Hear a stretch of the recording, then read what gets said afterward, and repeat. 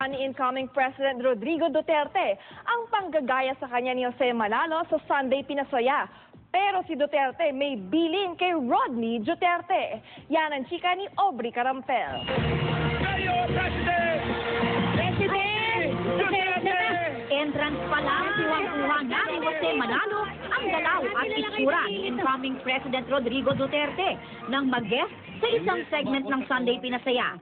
Si Jose, a.k.a. Rodney Dugong Duterte, agad tinanong kung ano ang kanyang plano sa peace and order sa bansa. Magpapatupad din daw si Duterte ng liquor ban at curfew. Pag hindi kayo sumunod sa akin, sasabihin ko, ngayon pa lang, toot! Si Duterte hinamon din na magpasample ng kanyang budots move, gaya ng ibinida noon ng incoming president. Sumabak din si Duterte sa fast talk kasama si Simpleni na impersonator ng nangungunang vice presidential candidate na si Congresswoman Leni Robredo. Batas o butas? Batas po. May choice pa ba ako? Butas din. Butas. Kaya gusto ko yung butas para masilip ko ang batas. Ang panggagaya ni Jose kay Duterte, ikinatuwa naman ng incoming president. Kuwang-kuwa raw kasi ng komedyante ang kanyang kilos. Pero bilin niya kay Jose?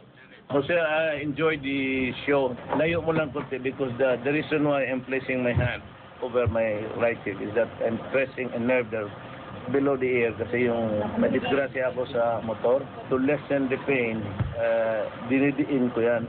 Sagot naman dito ni Duterte. Ayoko pong masira yung karakter ninyo.